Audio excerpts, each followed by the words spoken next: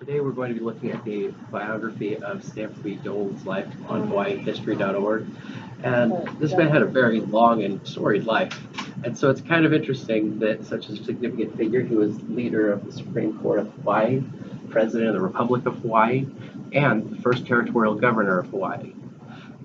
Wasn't actually, there's not very much included on here. And so we're going to be looking at some of his life and then coming up with ideas about where we would go to look for some information to fill in the blanks in his life. And then you guys, not actually going to be in the film, but you would be writing, if you were with the class, you'd be writing an actual paper about this.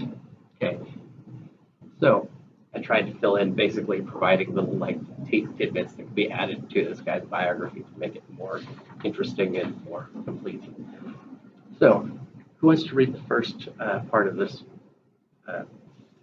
pamphlet here on Stanford B. Dole's life from HawaiiHistory.org?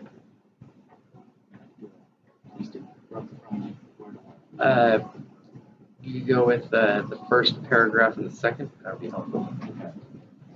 Born in the islands of America's two parents, Dole became the only American and the chief executive of the independent foreign nation.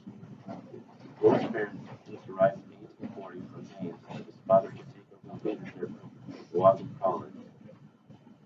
And Stanford went to attend law school on the mainland but returned to Hawaii in 1867 and established a private law practice.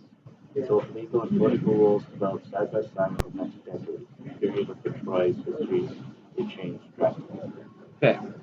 And the next one is right here is we're going to go with. Oh, actually, let's look at that first part of there. What do we see about his life that might be able to be elaborated on?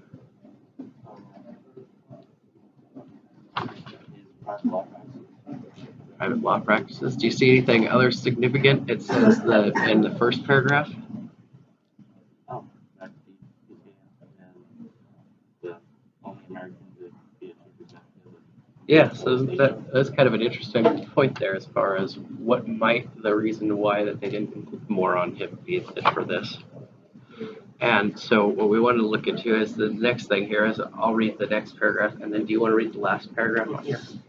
And so in 1886, under the Hawaiian Kingdom, Dole appointed to the Supreme Court as Associate Justice, and a few years later, he played a prominent active role in the overthrow of the monarchy, and is then elected president of the provisional government. Ignoring the illegal origins of his government, he refused President Cleveland's request that Liquiana be restored to her throne. Instead, the provisional government declared itself the Republic of Hawaii, and Dole went to Washington, D.C. to argue for press for annexation of the islands. Hawaii became a United States territory, and President McKinley appointed Dole the first governor of the territory. What might we be able to look at there for things that, we could look into for his life for details? He was basically founder of Hawaii as a state. Yes. Well, territory. It wasn't a state yet. Founder of the territory. Hawaii became a state. 1959. Or might we even the 1950s? So they were still a territory in World War II. Yes. That illegally, right? Yes. And in fact, we'll talk about that here in a moment once we go over the next, also, the appointment to the Supreme Court. That might be something that we could look into as well.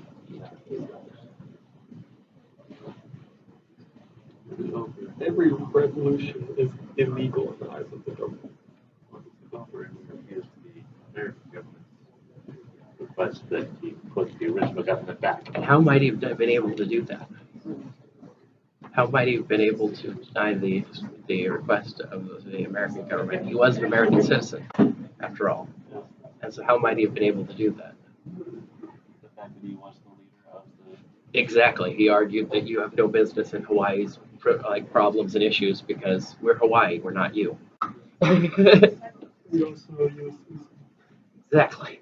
kind of double different. Isn't it? Just a little bit.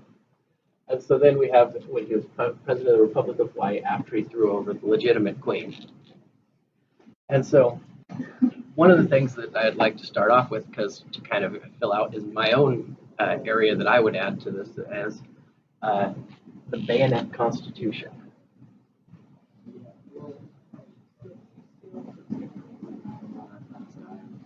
Yeah, all three of them so far that we have been, unfortunately. The Bayonet Constitution was an attempt by sugar planters to overthrow the current order of Hawaii, but not to replace the king yet. Yes, they were going against the Hawaiian monarchy. And they weren't replacing the current government yet, but they made the king sign a declaration that he was no longer an absolute monarch, he was now a constitutional monarch. And so in this constitutional monarchy, they would set up the Supreme Court would share powers with the with the king. And in this source, then it would be that the king would go through and the king would be still a figurehead, but the Supreme Court would have more power. And during this time, Sanford B. Dole managed to get himself put onto this list of people that should be, as far as on the Supreme Court. And then we have the Republic years, which is we're going to begin the assignment, or as far as preparing for the assignment for the next kind of where you might look up some information for if you were trying to expand on this man's biography. The Republic of Hawaii is one that would be a key term to look up for that, as well as under here we have the Bayonet Constitution, and then over here we have the Foundation of Hawaii. Well, I've provided you guys with some links, and so in a few minutes we're going to be going over and looking through those sources and choosing which ones that might be useful for doing a review. Anybody want to tell me what you've gained from this idea as far as a perspective of why such an important figure might not be included as far as a huge biography on his life? Well, it certainly showed me how much old-timey United States people could be. Violent? Not violent. Just forceful? Yeah. Yeah. I don't think that it was a violent revolution. It wasn't actually, and that's the thing of why a lot of the times it gets overlooked is because it wasn't violent, but it was everything was, Before that. but everything leading up to it, yeah, was the duress, just like what he was mentioning about the Bayonet Constitution for when it became constitutional monarchy, and so then we have this kind of issue of but why might a source not choose to include this? And this one is from a Hawaiian history site. Why might it not include it, but most other sources would include information on this? Because Hawaii isn't exactly proud of it. Exactly. Sometimes there are things we might not be proud of that are part of our history. And that's what we're going to begin this assignment looking